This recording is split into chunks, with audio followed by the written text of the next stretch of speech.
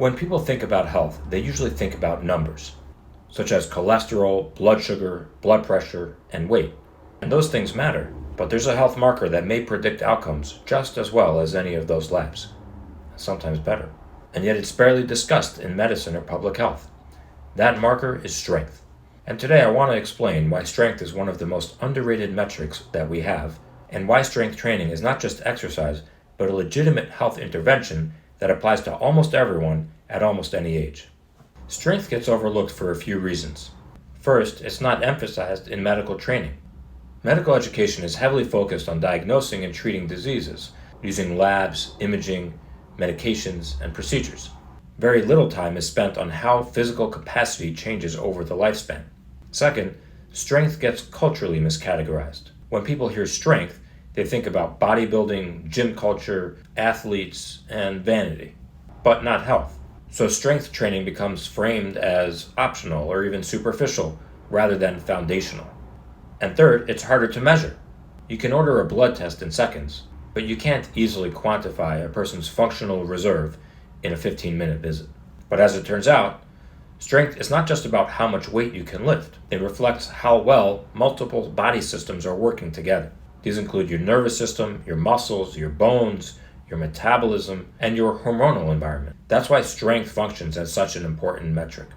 When someone maintains strength as they age, it usually tells us multiple things at once. They're preserving muscle mass, they're physically active in a meaningful way, they have neuromuscular coordination, and they have reserve capacity. And reserve is the key word here. Health is not just how you feel on a good day.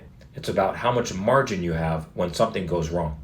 Every major stressor in life pulls from your reserve.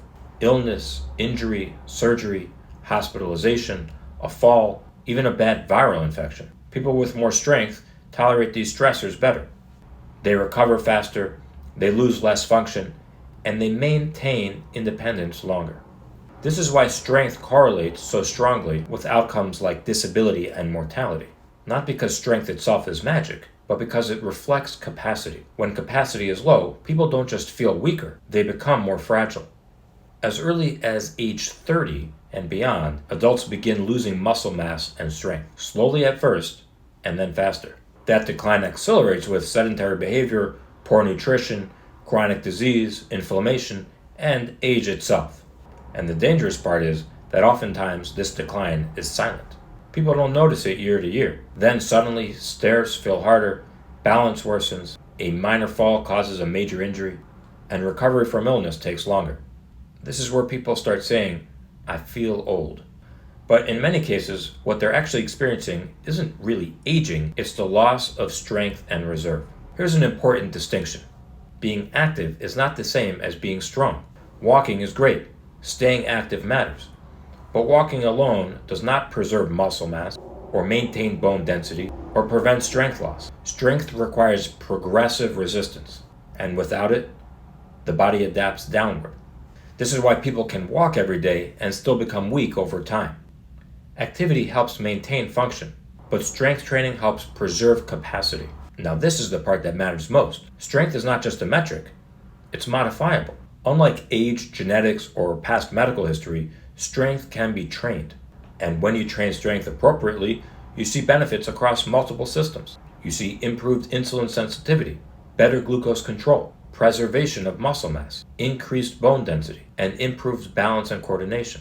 And when it comes to overall effects, you see better tolerance of stress, better recovery from illness, and better long-term independence. Now, cardio is valuable too.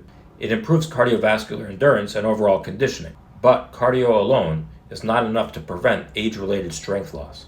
So if I had to choose one physical quality to preserve across the lifespan, it wouldn't be endurance, it would be strength. Because strength protects function, preserves independence, and creates resilience. So if there's one thing I want you to take from this video, it's this. Strength is one of the most underrated health metrics because it actually reflects overall capacity. And it's one of the few things that you can actively train and improve at almost any age. Strength training isn't about chasing youth. It's about protecting your future. It's not about aesthetics. It's about resilience. In future videos, I'll break down how to strength train safely, how much is enough, and how to adapt it across different ages and life stages. I'll see you on the next one.